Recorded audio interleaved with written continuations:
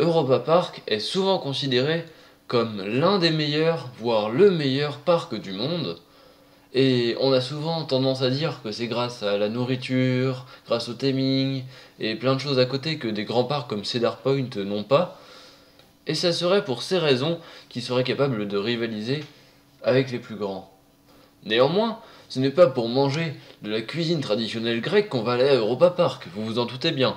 Alors je vous propose dans cette vidéo de découvrir les 10 meilleurs grands 8 d'Europa Park.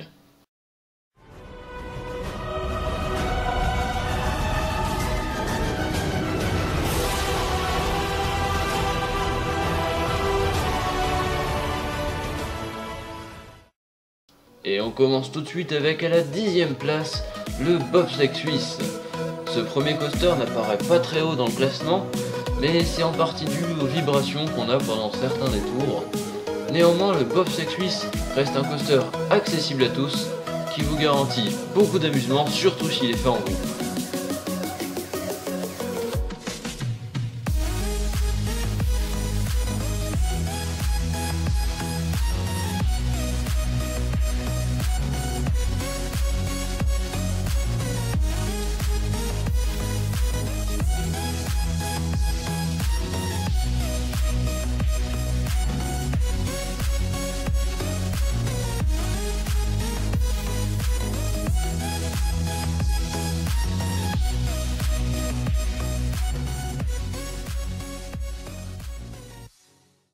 À la 9e position, j'ai choisi de mettre le Matterhorn Blitz, le Wild Mouse du parc. Les Wild Mouse ne sont pas mon type de coaster préféré, loin de là, mais je dois avouer que celui-là est très sympa, notamment avec cette montée qui est très originale. Je vous propose d'ailleurs de passer 20 secondes à la vidéo si vous voulez pas être spoilé là-dessus. Bien que ce soit pas génial au niveau des sensations, on a un petit timing, une petite ambiance bien sympa, donc je vous laisse le découvrir en vidéo.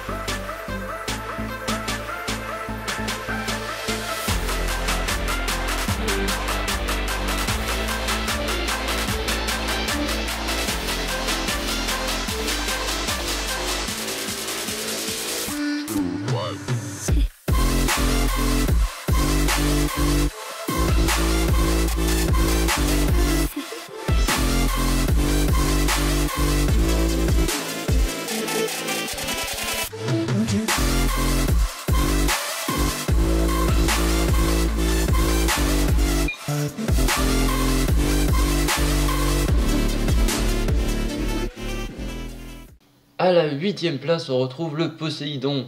Bon, je commence à me répéter, mais il garantit un très bon timing. Malheureusement, il est un peu inconfortable par moment. Mais bon, il reste assez long, donc ça c'est sympa. Et surtout, il est très rafraîchissant en été. Donc pendant les journées chaudes, vous serez content de trouver le Poséidon.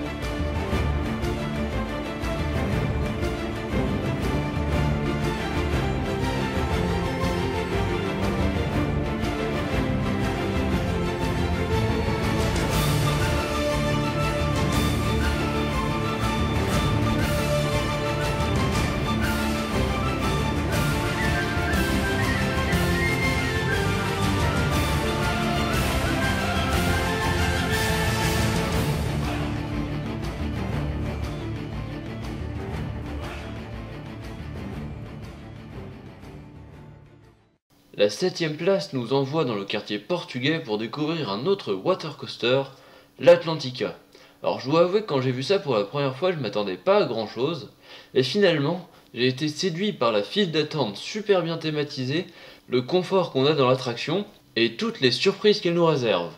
Vraiment, c'est une attraction immanquable par les journées de beau temps, elle est vraiment à privilégier par rapport à Poséidon. Bon, assez parlé, je vais laisse la découvrir en vidéo.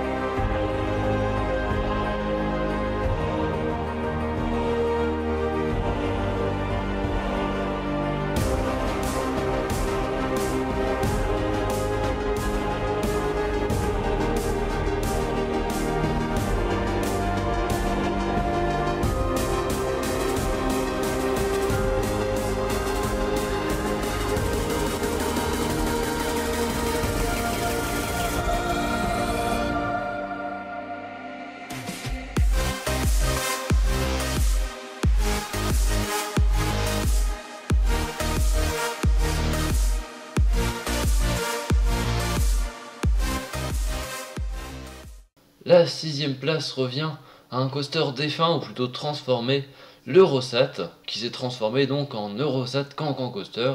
Je pense que à présent tout le monde est au courant de cela. Je ne peux pas vous présenter une vidéo embarquée du Cancan Coaster puisque on voit rien dedans, hein, vous pouvez checker sur internet, ça donne pas grand chose, mais bon, ça sera l'occasion de voir une dernière fois ce bon vieux coaster et d'écouter cette musique qui nous a tant marqué. Finally, the time has come.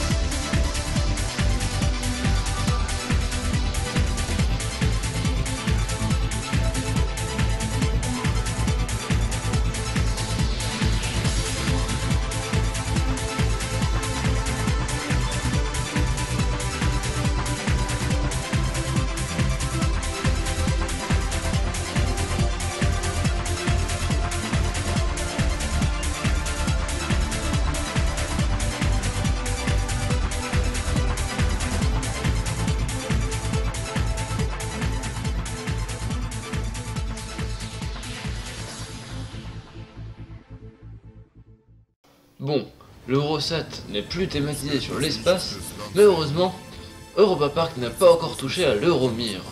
Ce spinning coaster complètement déjanté a une montée très intéressante avec beaucoup de décors, puis se met à tourbillonner sur une petite partie semblable à un Wild Mouse, et après il s'immobilise soit vers l'avant soit vers l'arrière pendant la descente. Son principal atout est son originalité puisqu'on n'en trouve pas deux dans le monde, ça c'est sûr. Et on pourra aussi souligner le fait qu'il garantit une très bonne intensité. Vraiment la partie avec pas mal de bank turn à la fin est très intense. Et avec une musique aussi bonne que cela, l'expérience ne peut en être que meilleure.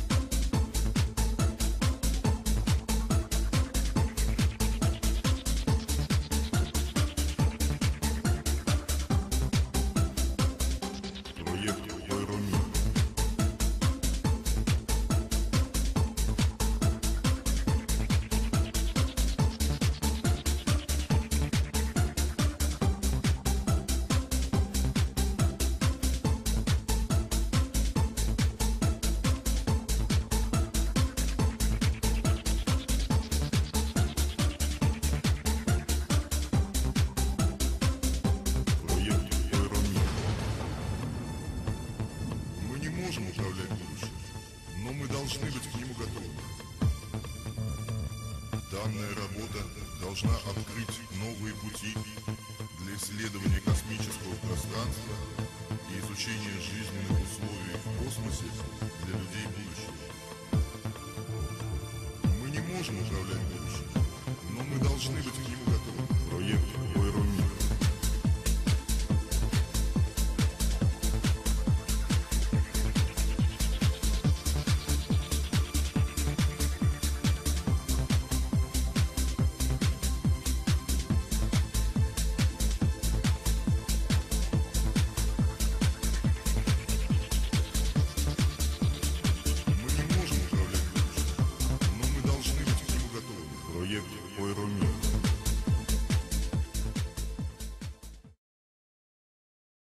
À la 4e position, on a un coaster qui ne garantit pas de sensations fortes. Et oui, mesdames et messieurs, il est aussi haut dans mon classement, et pour moi, faire en famille, ce serait peut-être même le numéro 1 du parc en fait, puisque c'est par son theming qui se détache des autres.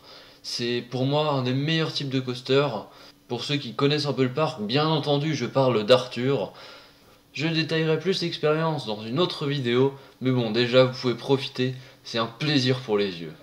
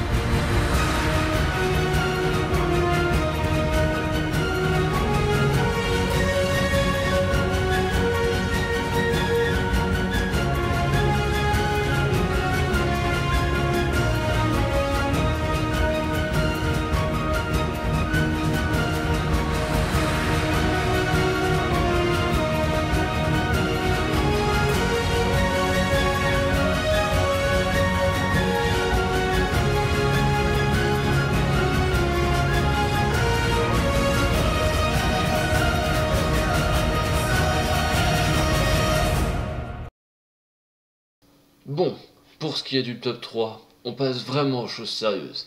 La médaille de bronze revient au coaster étrangement le plus impressionnant du parc. C'est selon moi pas le plus exceptionnel, les deux autres se démarquent vraiment de celui-ci, mais il est extrêmement impressionnant, beaucoup plus que les autres en fait. Il se démarque par son intensité, et malgré sa lacune d'airtime, le Wodan mérite très bien cette 3e place dans l'un des meilleurs parcs du monde.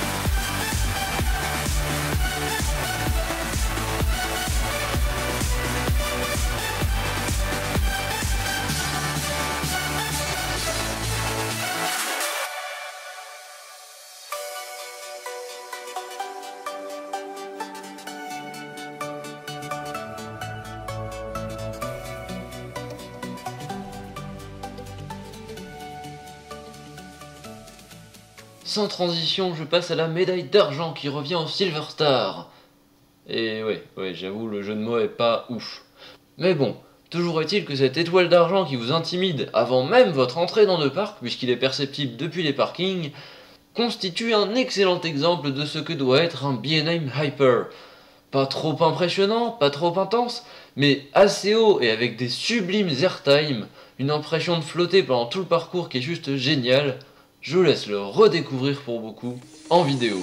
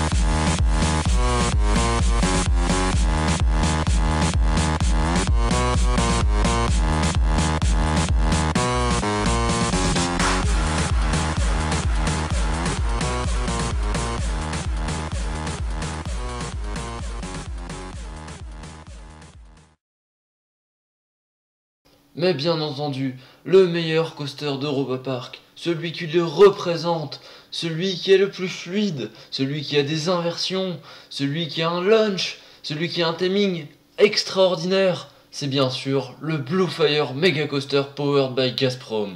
Pas la peine de tourner autour du pot, ce coaster est juste parfait. C'est parti pour le Blue Fire.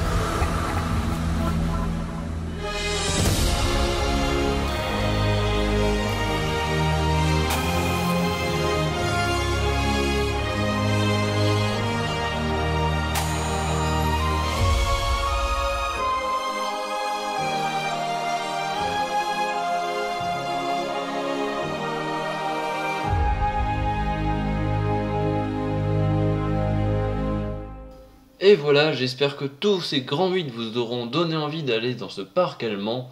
Et si la vidéo vous a plu, n'hésitez surtout pas à me le dire en commentaire, à me laisser vos impressions, tout ça. Et à vous abonner pour me retrouver dans une prochaine vidéo. A plus!